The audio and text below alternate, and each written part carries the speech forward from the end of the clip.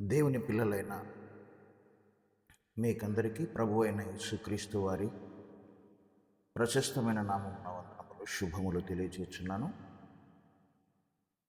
ఈ దినము దేవుని గ్రంథమైన బైబిల్ నుండి ఒక ప్రాముఖ్యమైనటువంటి విషయాన్ని మీకందరికీ తెలియజేయాలని నేను ఇష్టపడుతున్నాను. కనుక మీ మనసును దేవుని మాటల మీద ఉంచి ఆ మాటలలో ఉన్న సారాన్ని గ్రహించి మీ బ్రతుకుకు అన్వయించుకోవాలని ప్రభు పెరట మీకు మనవి చేస్తున్నాను. కొరింథీయులకు రాసిన మొదటి పత్రిక 6వ అధ్యాయము 13వ వచనము మధ్య భాగం నుంచి చదువుకుందాం. కొరింథీయులకు రాసిన పత్రిక మొదటి పత్రిక 6వ అధ్యాయము 13వ వచనము మధ్య భాగం నుంచి, దేహము జారత్వము నిమిత్తము కాదు గాని ప్రభు నిమిత్తమే. ప్రభు దేహము నిమిత్తమే. మరొకసారి చదువుతాను. దేహము జారత్వము నిమిత్తము కాదు గాని ప్రభు నిమిత్తమే. ప్రభువు దేహము నిమిత్తమే. అర్థమైందండి? దేవుడు మనకు అనుగ్రహించినటువంటి ఈ దేహం జారత్వం నిమిత్తం కాదు. కొందరు యవనస్తులు ఒక మాట అనడం నేనున్నాను. ఎందుకంటే దేవుని గూర్చిన జ్ఞానం వారికి లేకపోవటం వలన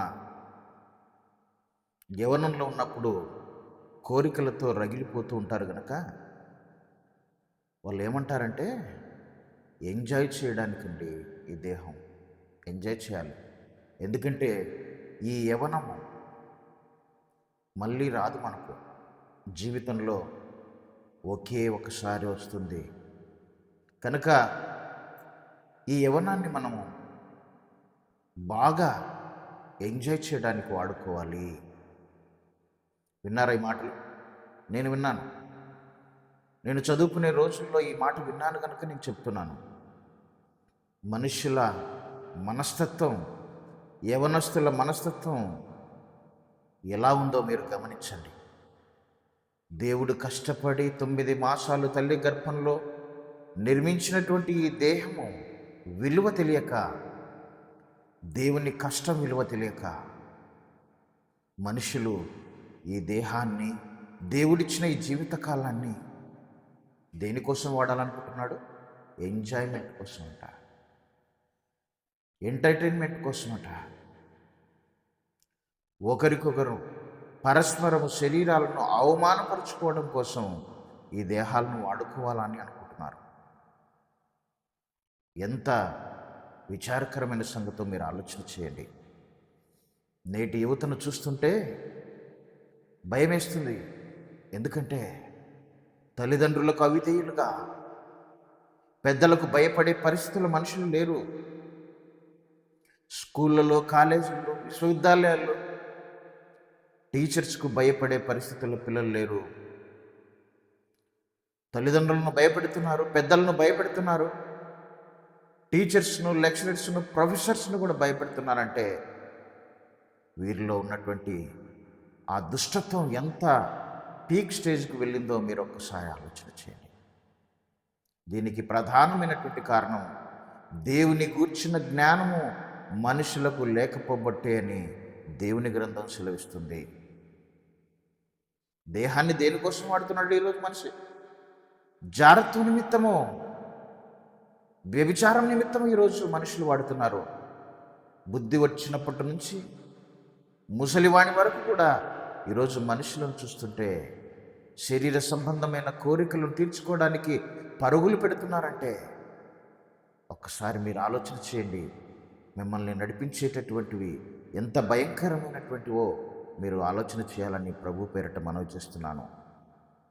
అవి మోసపూరితమైనటువంటి కోరికలు, నీ శరీరాన్ని పాడు చేసేవి, నీ శరీరాన్ని తుట్టుగా పొడిచి భయంకరమైన రోగాల బారిన నువ్వు పడేటట్టుగా చేసి, మందులు లేని రోగాలను నీకు తెప్పించి నిన్ను నాశనం చేసేటివి నీ శరీరంలో పుట్టే ఆ తప్పుడు కోరికలు, దుష్ట కోరికలను తెలుసుకోవాలి. ఈరోజు మెట్రోపాలిటన్ సిటీస్లో మనం వెళ్తే ఎక్కడ చూసినా పబ్ కల్చర్ విపరీతంగా పెరిగిపోయిందండి. చీకటి కాగానే ఆ చీకటి క్రియలు మనుషులు మొదలు పెడుతున్నారు. ముఖ్యంగా యవనస్తులు, టీనేజీ మొదలుకొని బలమున్నంత వరకు మనుషులు ఆ కోరికలు తీర్చుకోవడానికి ప్రత్యేకంగా ఆ పబ్బులను సమీపిస్తున్నారు. అందులో భయంకరమైనటువంటి నీచ కార్యాలు ఉంటాయి. అన్ని చీకటి క్రియలే. వ్యభిచారం, జారత్వము, త్రాగుబోతుతనము, పిచ్చి పాటలు, పిచ్చి మ్యూజిక్లు, డీజేలు, మున్నగు భయంకరమైనటువంటి ఆ చీకటి క్రియలతో మనుషులు నలిగిపోతున్నారు. సాతాను తన దురాశలను నెరవేర్చుకోవటానికి మనుషుల హృదయాల్లోకి ప్రవేశించి మానవ శరీరాలను నిర్వీర్యం చేస్తుంది. మనిషి అనుకుంటున్నాడు, ఇది నేను అనుభవిస్తున్నాను, నేను ఎంజాయ్ చేస్తున్నాను, ఈ జారత్వంతో, వ్యభిచారంతో, ఈ మందుతో, పిచ్చి పాటలతో నేను ఆనందిస్తున్నానని అనుకుంటున్నాడు. కానీ అసలు ఈ రకమైనటువంటి కోరికలు నీలో పుట్టడానికి కారణం ఎవరో తెలుసా? ఒకడున్నాడు, కంటికి కనబడినటువంటి దుష్టశక్తి మనుషులను ఆవహించి తన దురాశలన్నిటినీ మనుషుల దేహాల ద్వారా జరిగించుకుంటున్నాడు. చెయ్యకూడని పాపాలు మనుషులతో చేయించుతున్నాడు, మత్తెక్కిస్తున్నాడు. ఆ మత్తులో నీచ నికృష్టమైనటువంటి పనులు చేస్తూ భయంకరమైనటువంటి పాపాలకు కారణమవుతున్నాడు వాడే. ఒక రకంగా చెప్పాలంటే వాడు మీ దేహాల ద్వారా తన కోరికలు తీర్చుకుంటున్నాడని మీరు తెలుసుకోవాలి. మిమ్మల్ని ఎప్పుడో చంపేశాడు వాడు. ఎవరైతే జ్ఞానం లేని వారు ఉంటారో, దేవుని గురించిన జ్ఞానం ఎవరికైతే ఉండదో, పిచ్చి కోరికల చేత రగిలిపోతున్నటువంటి వారిని పట్టుకుంటాడు, పబ్బులకు తీసుకెళ్తాడు, రెడ్ లైట్ ఏరియాలకు తీసుకెళ్తాడు, వ్యభిచార గృహాలకు తీసుకెళ్తాడు. నీచమైన ప్రతి పనిని చేయించి దేవుడిచ్చిన ఈ దేహాన్ని జారత్వం నిమిత్తం వాడతాడు. ఎందుకు ఇచ్చాడు దేవుడు? నీ దేహము జారత్వం నిమిత్తము కాదు, ప్రభు నిమిత్తము. ప్రభు దేహము నిమిత్తమే. ఆయన కష్టపడి కట్టుకున్న ఇల్లు ఇదండి. ఆయన కష్టపడి కట్టుకున్న ఇల్లు ఇది, నీ దేహం. నీ దేహము దేవునికి ఆలయము. ఆయన నివసించడానికి, ఆయన ఆత్మను నీలో ఉంచి ఆయనకిష్టమైనటువంటి సత్క్రియలు, ధర్మకార్యములు చేయటానికి ఆయన కట్టుకున్న ఇల్లు 9 మాసాలు నిర్మించుకున్నాడండి తల్లి గర్భంలో. ఇది మనుషుల చేత చేయబడినటువంటిది కాదు. ఇది ఏ విధంగా నిర్మాణం అవుతుందో డాక్టర్లు కూడా అంతుపట్టడం లేదు. ఇది దేవుని సృష్టి, దేవుని కష్టం. దీనిని తీసుకొని రావడానికి ముందు మనిషి ఈ భూమి మీద పుట్టక మునుపు, ఈ దేహమే లేకముందు దీనికి ముడి పదార్థాన్ని ఎక్కడి నుంచి తీశాడో తెలుసా? ఈ ప్రకృతి నుండి, పంచభూతాల నుండి. పంచభూతాలంటే తెలుసు కదా, భూమి, నీరు, అగ్ని, గాలి, ఆకాశం. ఈ 5టిని కలిపితే ప్రకృతి, ఎలిమెంట్స్ అంటారు. ఈ మానవ దేహము ఆ ఎలిమెంట్స్ నుంచి ఎక్స్ట్రాక్ట్ చేయబడినటువంటిది. మానవ దేహంలో ఆ పంచభూతాల సమ్మేళనం ఉంటుంది. ఈ ప్రకృతిని చేయడానికి దేవుడు 6 దినాలు కష్టపడ్డాడు. 6 విశ్వదినాలు, మానవ దినాలు కాదవి. కొన్ని కోట్ల సంవత్సరాలు ఒక దినం అంటే తెలుసా మీకు? కొన్ని కోట్ల సంవత్సరాలు ఒక దినం అంటే, మరి 6 దినాలంటే ఎన్ని కోట్ల సంవత్సరాలు ఆయన కష్టపడి ఉంటాడో మీరు ఒక్కసారి ఆలోచన చేయండి. ఈ సృష్టి పుట్టి సుమారుగా 450 కోట్ల సంవత్సరాలు అయిందని చెప్పి ఈరోజు శాస్త్రవేత్తల అంచనా. 450 కోట్ల సంవత్సరాలు. 450 కోట్ల సంవత్సరాలు అయిందంటే ఒక్కొక్క దినము ఎన్ని కోట్ల సంవత్సరాలు అయి ఉంటుందో మీరు అప్రాక్సిమేట్గా ఎస్టిమేట్ వేయండి. అన్ని దినాలు అన్ని సంవత్సరాలు దేవుడు కష్టపడితే పంచభూతాలు ఏర్పడ్డాయి, విశ్వం ఏర్పడింది. ఆ పంచభూతాల నుండి తీయబడినది ఈ దేహం. ప్రధానంగా ఈ దేహానికి వాడిన పదార్థము భూమి లోపలి భాగంలో ఉన్న లావా అంటారు కదా, ఆ లావాను, మోల్టన్ స్టేట్లో ఉన్న ద్రవ పదార్థాన్ని అత్యంత శ్రేష్టమైనటువంటి ఆ పదార్థాన్ని మానవ దేహాన్ని చేయడానికి దేవుడు వాడాడు. ఎంత జ్ఞానంతో ఎంత కష్టంతో ఈ సృష్టిని చేశాడో ఒక్కసారి ఆలోచన చేయండి. మనిషి అన్నవాడు ఒక డ్రాప్ ఆఫ్ వాటర్ను క్రియేట్ చేయలేడు. ఒక టైనీ పార్టికల్ను, ఈ విశ్వంలో ఉన్న ఒక టైనీ పార్టికల్ను కూడా మనిషి సృష్టించలేడు. ఇంత అసాధ్యమైన, ఆశ్చర్యకరమైన, అద్భుతమైనటువంటి సృష్టిని దేవుడే తన పిల్లలైన మన కోసం, మన పట్ల ప్రేమను కలిగి మనము అడగక మునుపే వీటన్నిటిని చేసి తన ప్రేమతో ఈ కష్టాన్నంతా చేసి మనకి ఉచితంగా ఇచ్చాడు. దీనికి ఏమైనా మనం ట్యాక్స్ చెల్లిస్తున్నామా? ఎందుకంటే చెల్లించడం, అది మన తండ్రి కష్టం. మన తండ్రి కష్టాన్ని ప్రతి క్షణము అనుభవిస్తున్నటువంటి మనము ఆయన కష్టం విలువ తెలియక ఈ దేహాన్ని ఎంత నీచమైన పనులకు వాడుతున్నాడో ఒక్కసారి ప్రతి మనిషి ఆలోచన చేయాలి. మన నోట మంచి మాటలు వస్తున్నాయా? మన ఆలోచనలో మంచి ఆలోచనలు వస్తున్నాయా? మన హృదయంలో ఈ దేహంతో మంచి క్రియలు చేస్తున్నామా? ఈ దేహం ప్రభు నిమిత్తము ఆయనకిష్టమైన కార్యములు ఈ దేహంతో జరిగించాలని దేవుడు కష్టపడి తన శక్తిని, తన జ్ఞానాన్ని, తన కాలాన్నంతా వాడి ఈ దేహాన్ని ఇచ్చి, ఈ దేహం కోసమే నాయన నేను ఉండేది. ఈ దేహంతో నాకు పని ఉంది ఈ భూమి మీద. నా కోరికలు తీర్చుకోవాలని, నా ఆశలు తీర్చుకోవాలని కోట్ల సంవత్సరాల క్రిందటనే నేను స్క్రిప్ట్ రాసుకున్నాను. నా మనస్సులో ఎన్నో ఆశలు పెట్టుకొని నిన్ను చేశానే. నా స్వరూపమందు, నా పోలికలో ఈ సృష్టిలో ఒక అద్భుతమైనటువంటి శ్రేష్టమైన జన్మను నీకు ఇచ్చానే నా కొడుకుగా. ఈ సృష్టిని ఏలికగా, ఈ సృష్టి మీద అధికారిగా నేను పెట్టానే. ఎన్నడైనా ఆలోచన చేస్తున్నావా నా గురించి? ఈ సృష్టి అంతా నీకు సేవ చేసేటట్టుగా ఆ సృష్టిని నీకు లోపరిచానే. ఎన్నడైనా నా ప్రేమను నువ్వు ఆలోచన చేశావా అని అడుగుతున్నాడు. ఆలోచన చేయకపోగా ఈ దేహాన్ని జాగ్రత్త నిమిత్తం వాడుతూ ఈ నోట్లో మందు పోస్తున్నావు. భయంకరమైనటువంటి డ్రగ్స్, కొకైన్, హెరాయిన్, గంజాయి మున్నగు డ్రగ్స్ వాడుతూ ఈరోజు చిన్నపిల్లలు మొదలుకొని పెద్దవాళ్ళ వరకు వీటికి బానిసైపోతున్నారంటే సాతాను మిమ్మల్ని ఎంత భయంకరమైన మత్తులో ముంచిందో ఒక్కసారి ఆలోచన చేయండి. ఆ మత్తులో ఉండటం వలన ఈ దేహంతో చెయ్యకూడనన్ని పనులు వాడు మీతో చేయిస్తున్నాడు. ఆలోచన చేయండి. ఆలోచన చేయకపోతే బయటికి రాలేరు. ఇప్పటికైనా బయటపడండి.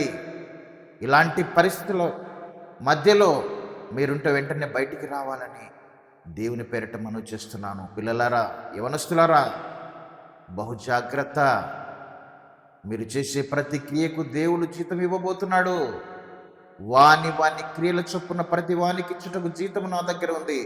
ఎవడైతే నేనిచ్చిన ఈ దేహాన్ని, నా కష్టాన్ని పాడు చేస్తాడో నేను వానిని పాడు చేస్తా అన్నాడు. దేవుని ఆలయాన్ని ఎవడైతే పాడు చేస్తాడో దేవుడు వాన్ని పాడు చేస్తాను అని చెప్పి దేవుని గ్రంథంలో రాయించాడు. భయంకరమైన నరక శిక్షకు నిన్ను గురి చేస్తాడు. ఈ భూమి మీద కూడా మందులు లేని రోగంతో నిన్ను బాధించి చంపుతాడు ఆయన. సుఖం కోసం వెళ్తున్నావా? క్షణికమైన అల్పకాలం అనుభవించే ఈ పాప భోగం కోసం ప్రాకులాడుతున్నావా? ఎంతకాలం అండి ఆ సుఖం? ఒక 5-10 నిమిషాలు, మహా అంటే అర్ధగంట, గంట. ఆ గంట సుఖం కోసం దేవుడిచ్చిన ఈ దేహాన్ని పాపానికి అప్పగించుకుంటావా? సాతానుకు అప్పగించుకుంటావా? నిన్ను విడిచిపెట్టడు దేవుడు. ఈ దేహం దేవుని నిమిత్తం అండి. మరొక మాట చదువుకున్నాం, అదే అధ్యాయము కొరింథీయులకు రాసిన మొదటి పత్రిక 6వ అధ్యాయము 18వ వచనము, జారత్వమునకు దూరముగా పారిపోవుడి, మనుష్యుడు చేయు ప్రతి పాపమును దేహమునకు వెలుపల ఉన్నది కానీ జారత్వం చేయువాడు తన సొంత శరీరమునకు హానికరముగా పాపము చేయుచున్నాడు. జారత్వానికి దూరంగా పారిపోండి అంటున్నాడు. ఎందుకంటే అది ప్రమాదం నాయన. మందులు లేని రోగాలు ఉన్నాయి దాని వలన వస్తున్నాయి మనిషికి.